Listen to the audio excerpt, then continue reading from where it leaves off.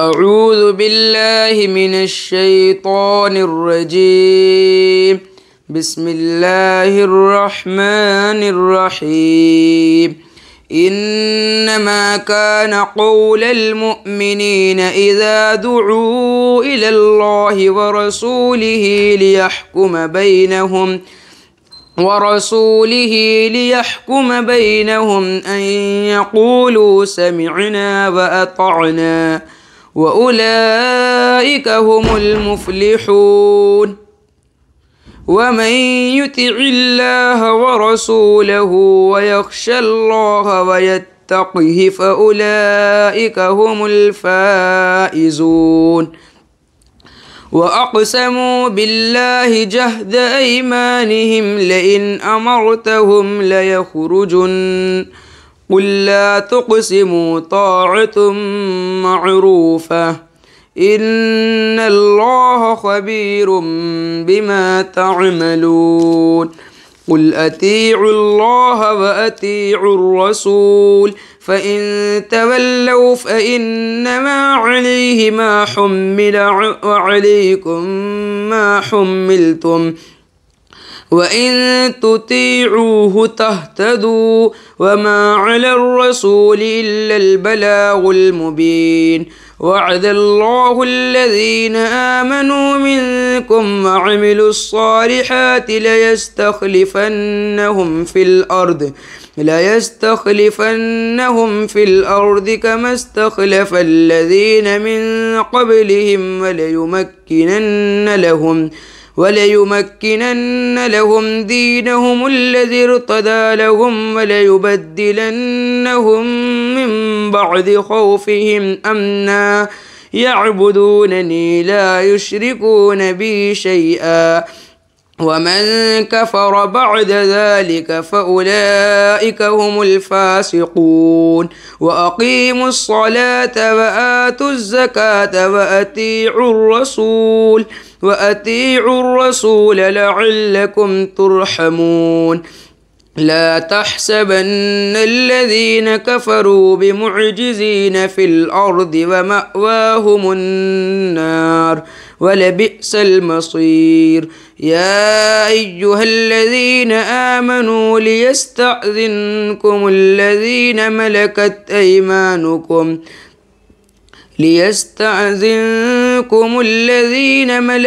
أيمانكم والذين لم يبلغوا الحلم منكم 3 مرات من قبل صلاة الفجر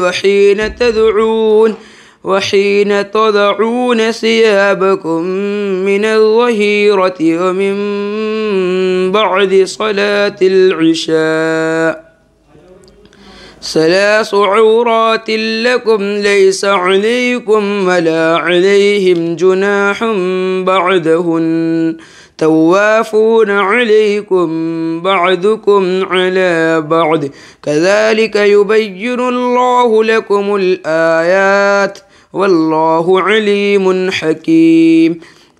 وإذا بلغ الأطفال منكم الحلم فليستأذنوا كما استأذن الذين من قبلهم كذلك يبين الله لكم آياته والله عليم حكيم.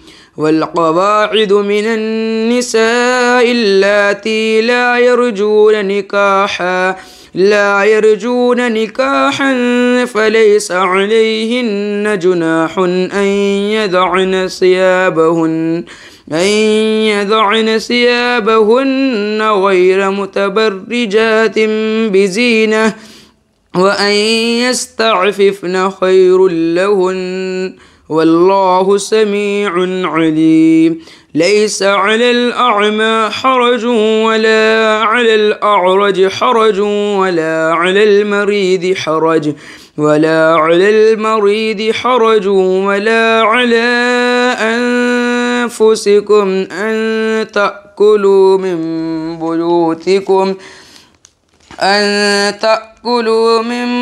بيوتكم أو بيوت آبائكم أو بيوت أمهاتكم أو بيوت إخوانكم أو بيوت إخوانكم أو بيوت أخواتكم أو بيوت أعمامكم أو بيوت عماتكم أو بيوت أخوالكم أو بيوت أخوالكم أو بيوت خالاتكم أو ما ملكت أيمانكم أو بيوت أخوالكم أو بيوت خالاتكم أو ما ملكتم مفاتحه أو صديقكم. ليس عليكم جناح أن تأكلوا جميعا أو أشتاتا فإذا دخلتم بيوتا فسلموا على أنفسكم تحية من عند الله مباركة طيبة كذلك يبين الله لكم الآيات لعلكم تعقلون. إنما المؤمنون الذين آمنوا بالله ورسوله وإذا كانوا معه على أمر جامع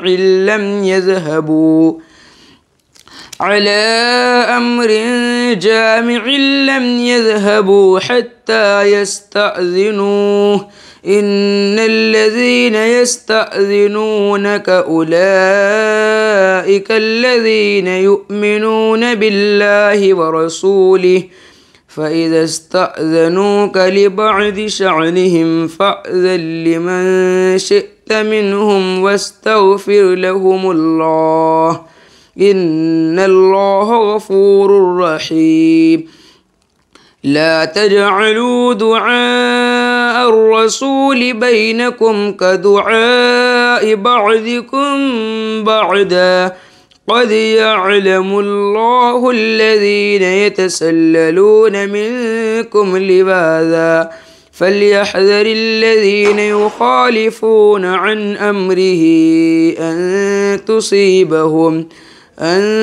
تصيبهم فتنة أو يصيبهم عذاب أليم.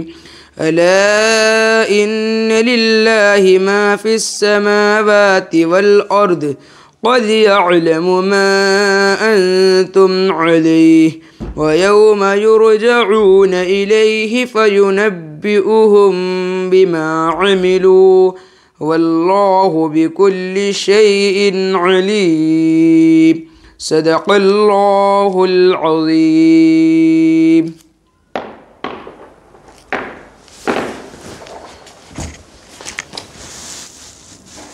السلام علیکم ورحمۃ اللہ وبرکاتہ۔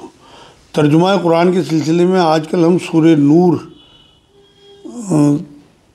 کی تلاوت اور ترجمہ کر رہے ہیں۔ اب تک آپ 6 رکوع ان کا تلاوت ترجمہ تفسیر سمجھ چکے۔ آج انشاءاللہ آخری 3 رکوع آپ کے سامنے میں پیش کروں گا۔ تلاوت آپ نے سن لی، ان کا ترجمہ اور تفسیر پیش ہے۔ الحمدللہ رب العالمین والصلاۃ والسلام علی رسول الکریم وعلی آلہ وصحبہ اجمعین، اما بعد، فاعوذ باللہ من الشیطان الرجیم، بسم اللہ الرحمن الرحیم۔ رب اشرح لی صدری ویسر لی امری واحلل عقدۃ من لسانی یفقہوا قولی۔ سبحان ربک رب العزۃ عما یصفون وسلام علی المرسلین والحمدللہ رب العالمین۔ شروع اللہ کے نام سے جو بڑا مہربان نہایت رحم فرمانے والا ہے۔ سورہ نور آیت نمبر 51 سے 64 تک، پارہ 18، آیت 51۔ اے ایمان والوں کا قول تو یہ ہے کہ جب انہیں اس لیے بلایا جاتا ہے کہ اللہ اور اس کے رسول ان میں فیصلہ کر دیں تو وہ کہتے ہیں کہ ہم نے سنا اور مان لیا، یہی لوگ کامیاب ہونے والے ہیں۔ یہ اللہ رسول کی طرف جو ہے بلانے والی بات ہے کہ جب کوئی فیصلہ کروانے کے لیے آتے ہیں، دونوں چیزیں مطلب قرآن اور سنت دونوں چیزوں کی طرف اشارہ ہے یہاں پہ کہ جب فیصلہ ہو تو اللہ کی کتاب بھی ہو اور رسول اللہ کی سنتیں بھی سامنے ہوں۔ اللہ اور رسول کو ماننا اور اللہ رسول کی ماننا، اطاعت کرنا، یہ کہ ہم حاضر ہیں، اللہ جو فیصلہ ہوگا ہم مانیں گے، یہ ہیں مومنین، یہ ہے مومنوں کی صفت۔ آیت نمبر 52، جو بھی اللہ تعالیٰ کی اور اس کے رسول کی فرما برداری کرے، خوف الہی رکھیں اور اس کے عذابوں سے ڈرتے رہیں، وہی نجات پانے والے ہیں، مطلب وہی کامیاب لوگ ہیں۔ اللہ ہمیں بھی ان میں شامل کرے۔ سورہ بقرہ آیت 208 میں بھی دین میں پورے کے پورے داخل ہونے کو اللہ نے کہا ہے، اور فرما برداری میں ساری چیزیں آتی ہیں۔ جس اللہ نے ہمیں نمازوں کا حکم دیا، اسی اللہ نے ہمیں سود سے بچنے کا بھی حکم دیا، عورتوں پہ ظلم سے بچنے کا، اور مطلب جتنے بھی بڑے بڑے گناہ ہیں، شراب ہے، جوا ہے، سٹے بازی ہے، یا لوگوں پہ قتل و غارت ہے، زنا ہے، ان سب سے بچنے کا حکم اسی اللہ نے دیا جس نے ہم نمازیں تو پڑھ لیتے ہیں لیکن سودی کاروبار نہیں چھوڑتے۔ تو یہ نہیں ہو سکتا کہ آپ کچھ حصہ مانیں قرآن کا اور کچھ نہ مانیں۔ آیت نمبر 53، بڑی پختگی کے ساتھ اللہ تعالیٰ کی قسمیں کھا کھا کر کہتے ہیں کہ آپ کا حکم ہوتے ہی نکل کھڑے ہوں گے، مطلب ویسے تو یہ مجبوری ہے، پھر بھی آپ کہیں گے تو آ جائیں گے۔ یہ سب ڈرامے بازی تھی، منافقوں کا ذکر ہو رہا ہے یہاں۔ کہہ دیجئے کہ بس قسمیں نہ کھاؤ، تمہاری اطاعت کی حقیقت معلوم ہے، مطلب ہمیں پتہ ہے تم کیسے ہو۔ قسموں کی بات نہیں ہے، دعوے نہیں کرنے، عمل کر کے ثبوت پیش کرو، تب میں مانوں گا۔ تو یہ کہا حضور نے کہ قسمیں نہ کھاؤ، تمہیں اطاعت کی حقیقت مجھے معلوم ہے، جو کچھ تم کر رہے ہو اللہ تعالیٰ اس سے باخبر ہے۔ مطلب حضور کی اطاعت، جہاد فی سبیل اللہ یا ہجرت، ان سب معاملوں میں اللہ نے تمہیں دیکھ لیا، اللہ کو سب پتہ ہے، تمہارے دلوں کا حال، تمہارے اعمال، تمہاری نیت۔ کہہ دیجئے کہ اللہ تعالیٰ کا حکم مانو، رسول اللہ صلی اللہ علیہ وسلم کی اطاعت کرو، پھر بھی اگر تم نے روگردانی کی تو رسول کے ذمے تو صرف وہی ہے جو اس پر لازم کر دیا گیا ہے، اور تم پر اس کی جواب دہی ہے جو تم پر رکھا گیا ہے۔ ہدایت تو تمہیں اسی وقت ملے گی جب رسول کی ماتحتی کرو۔ سنو، رسول کی ذمہ داری صرف صاف طور پر پہنچا دینا ہے۔ یہ بڑی اہم ترین آیت ہے قرآن کی کہ اللہ اور رسول کی اطاعت، مطلب اصلاً رسول اللہ صلی اللہ علیہ وسلم کی اطاعت، اور عملاً تو رسول اللہ صلی اللہ علیہ وسلم کی اطاعت، اور اصلاً جو ہے وہ اللہ کی اطاعت ہے۔ قرآن میں اللہ نے یہ بات کہی ہے کہ جو میری اطاعت کرے گا، جو رسول کی اطاعت کرے گا وہ میری اطاعت کرے گا۔ تو یہاں اللہ نے وہی بات دہرائی ہے۔ تو پھر بھی اگر تم روگردانی کرو، مطلب پیٹ پھیرو، منہ موڑو، تو جو تمہارے اوپر ذمہ داری ڈالی گئی ہے اس کا حساب کتاب لیا جائے گا تم سے، اور تم پر اس کی جواب دہی ہوگی جو تم پہ رکھا گیا ہے۔ ہدایت تو صرف اسی وقت ملے گی جب رسول کی ماتحتی کرو، مطلب جو ذمہ داری تم پہ ہے، جواب دہ بھی تم ہو، حضور کا معاملہ پہنچانا ہے، ذمہ داری تمہیں، اگر اطاعت نہیں کی تو پھر وہاں پکڑ ہوگی۔ تو اطاعت کی ذمہ داری حضور کی نہیں ہے، حضور تو صرف ہدایت دینے نہیں آئے بلکہ پہنچانے آئے۔ یہاں اہل قرآن سوچیں کہ جب بنا نبی اکرم صلی اللہ علیہ وسلم کی تعلیمات کے کس طرح سے دین پہ چل سکتے ہیں۔ سنو، رسول کے ذمے صرف صاف صاف بات پہنچا دینا ہے، مطلب سب نے اپنی اپنی ڈیوٹی کا حساب دینا ہے۔ اور سورہ رات آیت 40 میں بھی یہ کہا کہ آپ کا کام، نبی اکرم صلی اللہ علیہ وسلم کو آپ کا کام پہنچانا ہے، حساب کتاب لینا ہماری ذمہ داری ہے۔ تو اس لیے ہم یہ سمجھ لیں کہ نبی اکرم صلی اللہ علیہ وسلم صرف بات پہنچانے کے لیے آئے، اور ہدایت اللہ کے ہاتھ ہے، ساری ہدایت اسی سے مانگنی چاہیے۔ تم میں سے ان لوگوں سے جو ایمان لائے ہیں اور نیک اعمال کیے ہیں، اللہ تعالیٰ وعدہ فرما چکا ہے کہ انہیں ضرور زمین میں خلیفہ بنائے گا، جیسے کہ ان لوگوں کو خلیفہ بنایا تھا جو ان سے پہلے تھے، اور یقیناً ان کے لیے ان کے اس دین کو مضبوطی کے ساتھ محکم کر کے جما دے گا جسے ان کے لیے وہ پسند فرما چکا ہے، اور ان کے اس خوف خطرے کو وہ امن و امان میں بدل دے گا۔ وہ میری عبادت کریں گے، میرے ساتھ کسی اور کو شریک نہ ٹھہرائیں گے، اس کے بعد بھی جو لوگ ناشکری اور کفر کریں وہ یقیناً فاسق ہیں۔ آیت نمبر 55 ہے قرآن کی، بڑی آیتوں میں ہے۔ یہاں اللہ نے یہ بات کہی ہے کہ نیک اعمال جو کریں گے ایمان لانے کے بعد، مطلب کام مومنوں سے جو وعدہ ہے، جو کام کے مومن ہیں، جو نام کے مومن نہیں ہیں، جو عمل کے سے ثبوت پیش کریں گے، یہ ڈرامے بازی نہیں کریں گے، مطلب منافقت نہیں کریں گے، ان سے کہ ضرور انہیں زمین میں خلیفہ بنایا جائے گا۔ مطلب خلافت مطلوب ہے، اللہ کا نمائندہ بن کے اللہ کے احکام نافذ کرانا۔ پہلے انبیاء خلیفہ تھے، اب امت ہے، میری مرضی نہیں چلنی بلکہ رب کی مرضی ہونی چاہیے یہاں دنیا میں جو چلنی، یہ ایمان ہے۔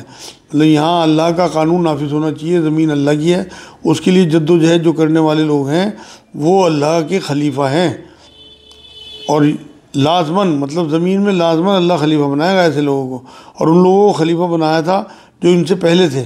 مطلب جب حضرت داؤد علیہ السلام، حضرت سلیمان علیہ السلام، ذوالقرنین، یہ اور حضور اکرم صلی اللہ علیہ وسلم، یہ سب جتنے بھی خلفائے راشدین گزرے ہیں، ان سب کو قیامت سے پہلے انہیں دکھا دیا اللہ نے بنا کے کہ میں نے انہیں خلیفہ بنایا، اور انہوں نے اپنا حق بھی ادا کیا۔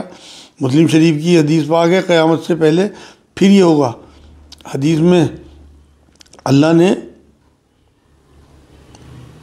نبی اکرم صلی اللہ علیہ وسلم نے فرمایا کہ اللہ نے مجھے ساری زمین لپیٹ کر دکھائی، مغرب سے مشرق تک میری امت کا پرچم ہوگا، اللہ کا دین جو ہے وہ قائم ہوگا۔ تو یہ تو ہونا ہی ہے قیامت سے پہلے، اور یقیناً ان کے لیے ان کے اس دین کو مضبوطی کے ساتھ محکم کر کے جمع دے گا جسے ان کے لیے پسند کر لیا۔ مطلب دین اسلام غالب، اللہ نے بتا دیا قرآن میں کہ دین ایک ہی ہے اور وہی غالب آئے گا، اور وہ اللہ کو پسندیدہ دین جو ہے وہ اسلام ہے۔ ان کے اس خوف خطرے کو امن و امان میں بدل دے گا، مطلب خوف کو امن سے بدل دے گا۔ جب اللہ کا دین غالب ہوگا تو سب کو امن مل ہی جائے گا، تو وہ میری عبادت کریں گے، میرے ساتھ کسی کو شریک نہیں ٹھہرائیں گے۔ اس کے بعد بھی مطلب دین غالب ہونے کے بعد بھی جو لوگ ناشکری اور کفر کریں وہ یقیناً فاسق ہیں، مطلب نافرمان ہیں، سرکش ہیں۔ تو اب ہمیں سوچنا چاہیے کہ ہمیں کیا کام شروع کرنا چاہیے، دین کا کس طرح سے ہم آگے بڑھیں جو ہم اللہ کے نافرمان بندوں سے نکل کے فرما بردار بندوں میں گنے جائیں۔ نماز کی پابندی کرو، زکوٰۃ ادا کرو، اور اللہ تعالیٰ کے رسول کی فرما برداری میں لگے رہو تاکہ تم پر رحم کیا جائے۔ مطلب یہاں اللہ نے زکوٰۃ کا حکم دیا، نماز مطلب دل کی تسلی کے لیے نماز پڑھیں، اور بخل دل سے ختم کرنے کے لیے زکوٰۃ ادا کریں، اور اللہ تعالیٰ اور رسول کی فرما برداری کریں۔ مطلب اطاعت سب سے زیادہ ضروری ہے، کیونکہ منافقین پہ حضور کی اطاعت ہی بھاری پڑتی تھی۔ تو جو میں نے آپ کو بتایا کہ عملاً رسول صلی اللہ علیہ وسلم کی اطاعت کرنی ہے، جو اصلاً اللہ کی ہی اطاعت ہوگی۔ سورہ نساء آیت 80 میں بھی رسول کی اطاعت ہی اللہ کی اطاعت بتائی گئی ہے۔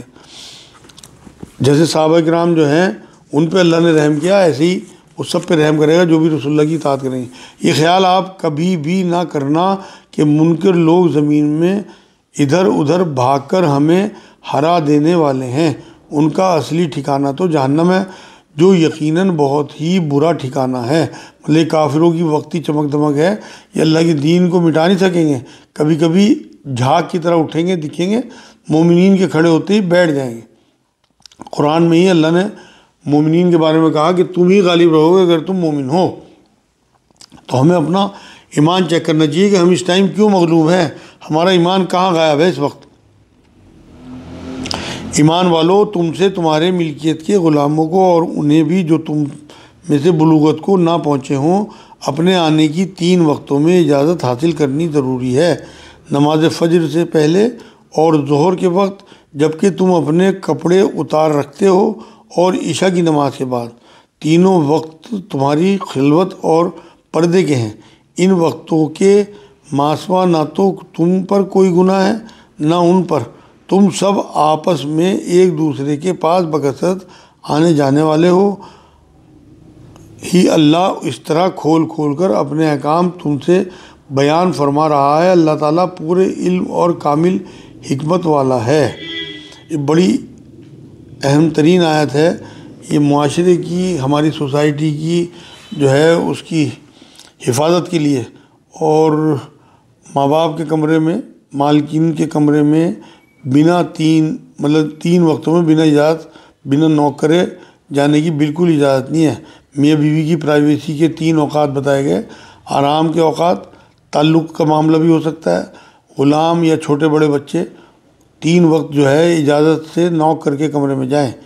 تو یہاں فرمایا کہ ایک تو فجر کا وقت، مطلب اس وقت بھی آدمی اپنے اضافی کپڑے اتار کے آرام کرتا ہے، اور فجر کے وقت سے پہلے، اور ظہر کے وقت جو حضور نے بھی قیلولہ کی تعلیم دی ہے ہمیں، اور قیلولہ جو ہے وہ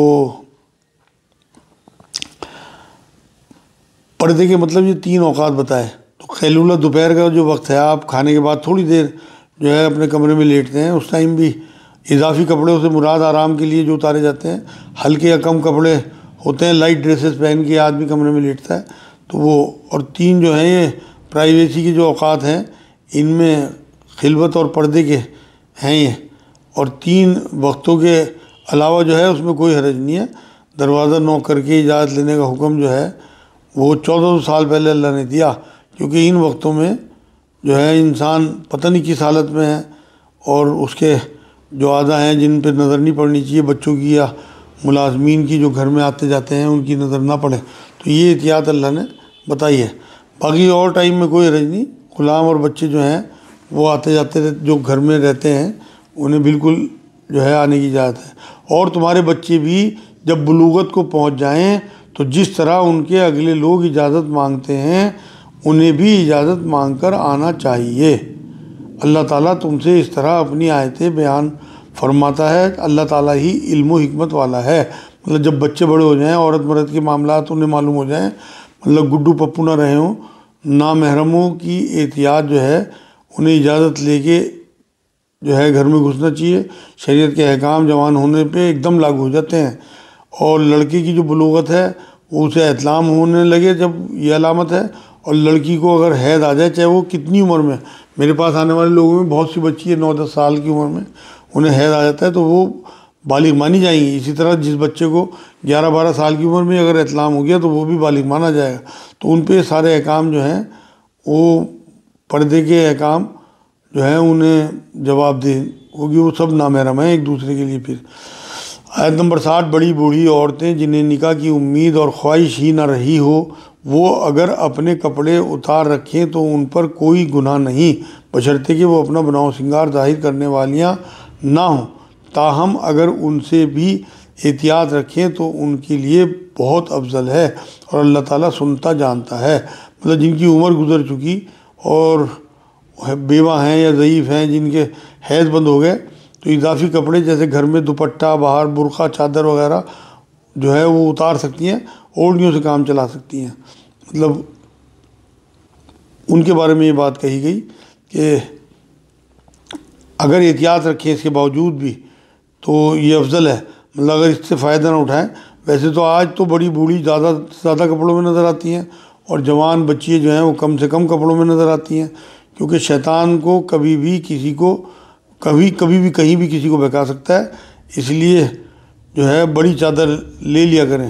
آج تو نانی دادی جو ہیں وہ چہرہ چھپاتی پھرتی ہیں، اور ان کے ساتھ ہی جوان بچی جو ہیں وہ بنا برقعے کے، اور گلے میں صرف اتنا پٹی کی طرح دوپٹہ ہوتا ہے، ان کے سینے اور ان کے سارے اعضاء جو ہیں اس طرح کے کپڑے ہوتے ہیں، سب چمکتے ہیں۔ حضور نے فرمایا جو کپڑے پہن کے بھی جو ہے اس کے اعضاء چمکیں وہ ننگی نظر آتی ہے، ایسی عورتوں پہ لعنت فرمائی۔ تو لڑکی جو ہیں وہ جوان لڑکی جو فتنہ بن سکتی ہیں، یا لوگ ان کے لیے فتنہ بن سکتے ہیں۔ ہمیں تو مائی عائشہ کا لباس پسند ہونا چاہیے اپنی گھر کی عورتوں کے لیے، نہ کہ ہیروئنوں کا لباس۔ تو یہ اب جو لوگ اپنی گھر والوں کو چھوٹ دیتے ہیں وہ یہ سمجھ لیں کہ نبی اکرم صلی اللہ علیہ وسلم نے جو ہے وہ ایسے لوگوں کو دیوس کہا جو اپنے گھر والوں کے پردے پہ مطمئن ہو جائیں، زیادہ اہتمام پردے کا نہ کریں۔ تو بوڑھی عورتوں کو یہ یہاں پہ حکم ہے، کوئی حرج نہیں ہے، بے پردگی سے بچنا بہتر ہے۔ آگے فرما دیا زیادہ کیونکہ اجازت ہے، یہ ضروری نہیں ہے کہ یہ حکم ہو، تو اجازت ہے کہ وہ چھوٹ ہے انہیں۔ تو یہ احکام بیان ہوئے ہیں اس آیت نمبر 60 میں۔ اندھے پر، لنگڑے پر، بیمار پر اور خود تم پر مطلقاً کوئی حرج نہیں کہ تم اپنے گھروں سے کھا لو، یا اپنے باپوں کے گھروں سے، یا اپنی ماؤں کے گھروں سے، یا اپنے بھائیوں کے گھروں سے، یا اپنی بہنوں کے گھروں سے، یا اپنے چچاؤں کے گھروں سے، یا اپنی پھوپھیوں کے گھروں سے، یا اپنے ماموں کے گھروں سے، یا اپنی خالاؤں کے گھروں سے، یا ان گھروں سے جن کی کنجیوں کے تم مالک ہو، یا اپنے دوستوں کے گھروں سے۔ تم پر اس میں کوئی گناہ نہیں کہ تم سب ساتھ بیٹھ کر کھانا کھاؤ یا الگ الگ۔ پس جب تم گھروں میں جانے لگو تو اپنے گھر والوں کو سلام کر لیا کرو، دعائیں خیر ہے، یہ دعائیں خیر ہے۔ جو بابرکت اور پاکیزہ ہے، اللہ تعالیٰ کی طرف سے نازل شدہ، یوں ہی اللہ تعالیٰ کھول کھول کر تم سے اپنے احکام بیان فرما رہا ہے تاکہ تم سمجھ لو۔ یہ آیت نمبر 61 ہے، قرآن کی بڑی آیتوں میں ہے۔ اس میں اللہ رب العزت نے یہ بتایا کہ صحابہ جب جہاد پہ جاتے تھے تو گھر جو ہے محروم جو لوگ تھے ان کے حوالے کر جاتے تھے، تو کسی گھر سے جو ہے کفالت مل جائے تو ایسے لوگوں کے لیے کوئی حرج نہیں، جو ایسے لوگ تھے جنہیں رکنے کی اجازت تھی، جو محرومین تھے، تو ان کے لیے یہ آیت اتری کہ ایسے جو گھر بتائے ہیں اللہ رب العزت نے، جہاد میں جانے کی چھوٹ تھی انہیں کہ جہاد میں نہ جائیں، تو پیچھے جھجک محسوس کرتے تھے، اس جھجک کو دور کرنے کی اللہ نے رہنمائی فرمائی یہاں پہ، اور یہ فرمایا کہ جو بہن پھوپھی خالہ سب گھروں میں بنا تکلف کھاؤ، ماں باپ چچا ماموں ہوں یا مطلب یہاں یہ بتایا گیا ہے کہ غیر لوگوں کی طرح نہیں کہ بہن کے کھانا نہیں کھائیں گے یا سوشل میل جول جو ہے وہ نہیں رکھیں گے، اس طرح سے کسی کے گھر کا پانی نہ پینا۔ یہ اللہ چاہتا ہے کہ سوشل میل جول ہو۔ اسلام میں ایک دوسرے کا حق بتایا گیا ہے، دنیا کی رنگ رنگی ہے کہ آپس میں ملنا جلنا، ایک دوسرے کے یہاں کھانا کھانا۔ میں اپنے خاندان میں دیکھتا ہوں کہ کوئی کہیں بھی بیٹھ کے الحمدللہ اور کھانا کھا لیتے ہیں، کوئی تکلف نہیں بالکل۔ اب تو بہت زیادہ جو ہے لوگوں میں انا آ گئی، ورنہ جب ہمارے بچپن میں ہمیں یاد ہے کہ سب ایک دوسرے کے ساتھ اس طرح سے مل جل کے کھانا کھاتے تھے کہ پتہ ہی نہیں لگتا تھا کہ کس کا گھر کون سا ہے۔ تو آج تو جو ہے وہ جو لوگ زیادہ خوددار بنتے ہیں ان میں ان آیتوں سے سیکھنا چاہیے۔ یہاں اللہ نے سارے رشتے گنوا کے نا، یہ 11-12 گھرانوں میں کھانے میں کوئی حرج نہیں ہے۔ 1400 سال پہلے اللہ نے رشتوں کو جوڑنے کی رہنمائی اس آیت میں فرمائی، اور یہ بھی فرما دیا کہ چاہے تو ساتھ کھاؤ، مطلب عورت مرد جو ہیں وہ خلط ملت نہ ہو، بلکہ عورتیں مل کے کھانا میں برکت ہے اور مرد جو ہیں وہ مل کے کھانا کھائیں تو اس میں زیادہ برکت ہے۔ لیکن الگ الگ کھانے کی بھی اجازت ہے، چاہے دعوت میں لوگوں کا انتظار کریں کہ سب ساتھ کھائیں گے، انتظار نہ کریں، الگ الگ کھا لیں۔ کوئی دیر سے آئے تو الگ کھا لے آدمی، کسی کو جلدی ہو، جیسے کہیں کسی کی دعوت ہو، ولیمہ ہو، تو جو آتا رہے کھاتا رہے، اور انتظار میں وقت ضائع نہ کرے اپنا۔ مل جل کے کھانے سے مراد جو ہے عورت مرد نہیں ہے، بلکہ عورتیں الگ کھائیں مرد الگ کھائیں۔ اکیلے کوئی کھائے تو کسی کے ساتھ کھائے، مان لو اگر کسی کو کسی کے ساتھ کھانے میں کراہیت آتی ہے تو الگ پلیٹ میں بھی کھانے کی اجازت ہے۔ اسلام میں کسی قسم کی کوئی بندش نہیں ہے، لیکن ساتھ کھانے میں برکت ہے، یہ ضرور بتایا گیا ہے۔ تو یہاں اللہ رب العزت نے یہ کہا کہ اپنے گھر والوں کو سلام کر لیا کرو جب بھی تم اپنے گھروں میں داخل ہو، مطلب چاہے اپنے گھر میں یا دوسروں کے گھر میں، عزیز و اقارب کی جس گھر میں اگر آپ جو ہے، حدیث میں سلام کو عام کرو۔ سلام جو ہے اللہ کی طرف سے برکت والی دعا ہے، یہ برکت والا معاملہ اللہ کا ایک تحفہ ہے۔ ہم کیوں ہائے بائے کریں، ہم سلام سے ہی استقبال کریں۔ آپ کے پاس کوئی فون آئے تو آپ ہلو کی جگہ سلام کریں۔ تو یہ جو ہے السلام علیکم، یہ ایک دعا ہے۔ تو اللہ نے یہی بات کہی کہ یہ دعائے خیر ہے، اور قرآن ہی ہمیں حکم دیتا ہے کہ کوئی تمہیں دعا دے تو اس سے بہتر جواب دو، یہی حکم ہے۔ نبی اکرم صلی اللہ علیہ وسلم پہ ہم جو درود بھیجتے ہیں، سلام بھیجتے ہیں، تو ضرور نبی اکرم صلی اللہ علیہ وسلم جو ہے وہ بھی ہمیں ضرور اس سے بہتر دعا دیں گے، کیونکہ قرآن کے لانے والے وہ ہیں، تو سب سے پہلے قرآن جو ہے انہی پہ فرض ہے۔ تو سلامتی جو حضور اکرم صلی اللہ علیہ وسلم پہ سلامتی بھیجے گا تو نبی اکرم صلی اللہ علیہ وسلم پلٹ کے اس پہ ضرور اس سے زیادہ سلامتی بھیجیں گے۔ تو ایسے لوگوں کو کیسے دوزخ کی آگ جلا سکتی ہے جن پہ حضور نے سلامتی بھیجی ہو۔ یہاں اللہ رب العزت نے وہی بات سمجھائی۔ آیت نمبر 62، با ایمان لوگ وہ تو وہی ہیں جو اللہ تعالیٰ پر اور اس کے رسول پر یقین رکھتے ہیں، اور جب ایسے معاملے میں جس میں لوگوں کے جمع ہونے کی ضرورت ہوتی ہے نبی کے ساتھ ہوتے ہیں، تو جب تک آپ سے اجازت نہ لیں کہیں نہیں جاتے۔ جو لوگ ایسے موقع پر آپ سے اجازت لے لیتے ہیں حقیقت میں یہی ہے جو اللہ تعالیٰ پر اور اس کے رسول پر ایمان لا چکے ہیں، پس جب ایسے لوگ آپ سے اپنے کسی کام کے لیے اجازت طلب کریں تو آپ ان میں سے جسے چاہیں اجازت دیں اور ان کے لیے اللہ تعالیٰ سے بخشش کی دعا مانگیں، بے شک اللہ تعالیٰ بخشنے والا مہربان ہے۔ یہ آیت وہ ہے کہ اجتماعیت کی اہمیت اللہ نے بتائی کہ آپ جب تک آپ سے اجازت نہ لیں تو بنا امیر کی اجازت کے ادھر ادھر نہیں جانا۔ آیت 45 سورہ توبہ میں بھی اللہ نے اجازت سے منع کیا، کیونکہ وہاں سب کا نکلنا جہاد کے لیے ضروری تھا، لیکن یہاں اجازت دے دی کہ آپ کی مرضی کے اوپر ہے کہ آپ صلی اللہ علیہ وسلم امیر تھے، لازم نہیں تھا کہ آپ صلی اللہ علیہ وسلم جو ہے وہ ہر ایک کو اجازت دیں، جسے چاہیں حضور کی مرضی کے اوپر تھا، جیسا آپ چاہیں اجازت دیں۔ اب امیر کا حق ہے وہ اجازت دے نہ دے، اور بخشش کی ان کے لیے دعا کریں۔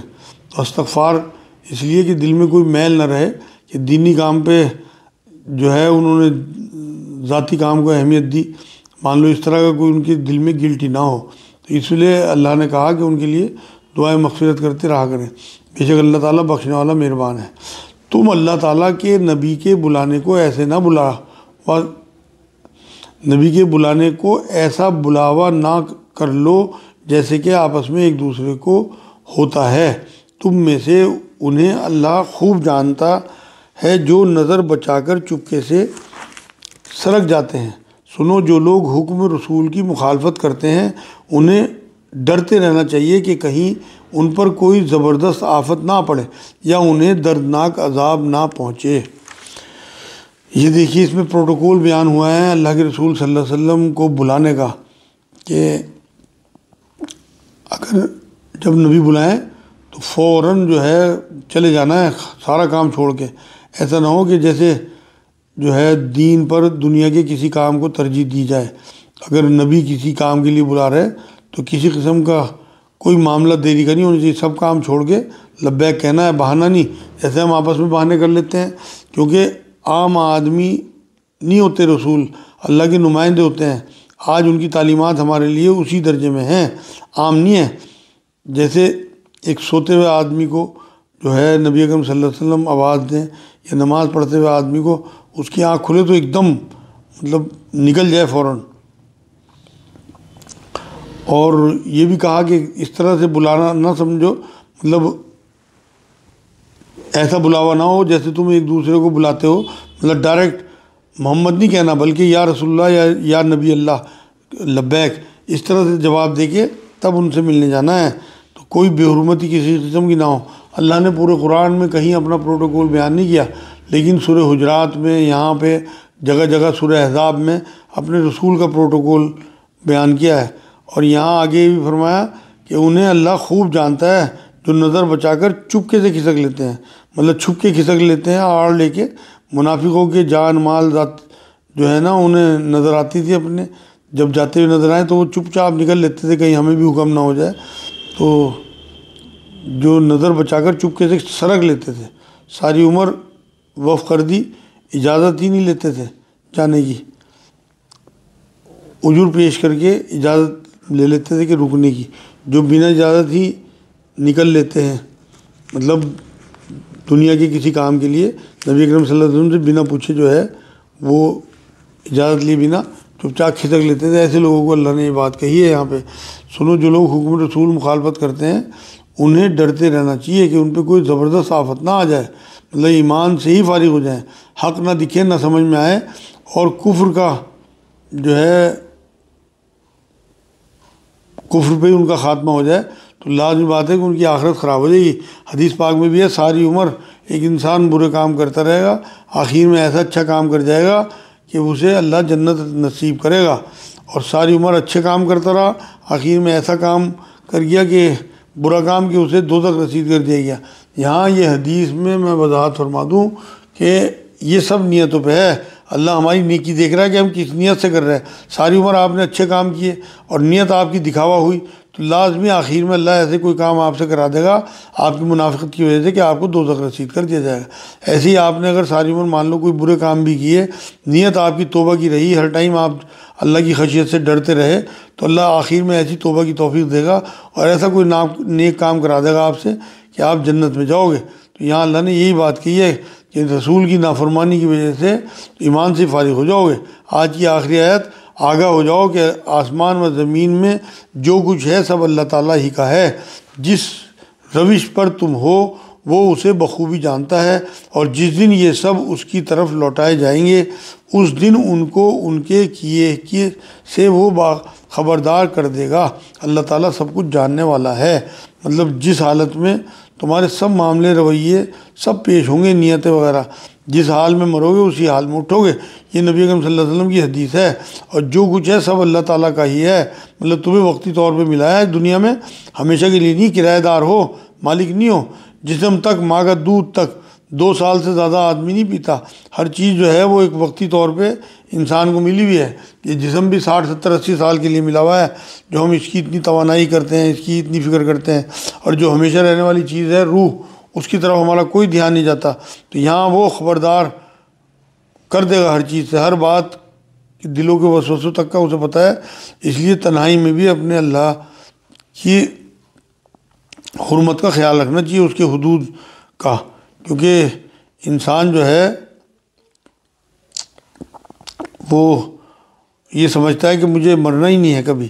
اس لیے حدیث پاک میں، مسلم شریف کی حدیث پاک میں یہ حضور نے فرمایا کہ جس نے میرے طریقے سے ہٹ کے کوئی کام کیا وہ مردود ہے۔ تو نبی اکرم صلی اللہ علیہ وسلم کا طریقہ ہو اور ساری عمر جو ہے وہ آدمی حضور کے طریقے پہ چلے، اپنے کسی نیک کام پہ اترائے نہ اپنی تعریفیں پسند کرے۔ حدیث پاک میں یہ بات بھی آتی ہے کہ کچھ لوگ ایسے نماز پڑھتے ہیں کہ ان کی نمازیں میلے کچیلے کپڑوں کی طرح منہ پہ دیکھی جب ماری جائیں گی، کیونکہ ان کا طریقہ نبی کا نہیں ہوتا۔ تو اس لیے نبی کے طریقے پہ چل کے ہی ہم جنت میں جا سکتے ہیں۔ آج الحمدللہ اللہ کی توفیق سے سورہ نور اللہ نے پوری کرا دی۔ اگلے ہفتے انشاءاللہ سورہ فرقان جو 18ویں پارے میں ہی ہے، 25ویں سورت، اسے شروع کریں گے۔ وما علینا الا البلاغ۔